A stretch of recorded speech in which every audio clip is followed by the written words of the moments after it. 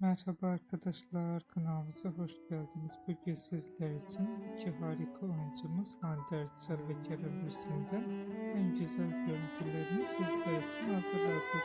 Hande Erçel ve Kerem Bürsin çifti Sen Çal Kapımı dizisinde Eda ve Serkan karakterlerine hayat vermiştiler. Onlar bu dizide sevgili olmuştular ve dizi bittikten sonra yollarını ayırdılar. Biz de sizler için onların en güzel ve en özel karelerini hazırladık. Videoların devamı gelmesi istiyorsanız da kanalımıza abone olup yorum yazmayı unutmayın. Kanalımızda daha birçok video bulabilirsiniz. Bizi izlemeye devam edin.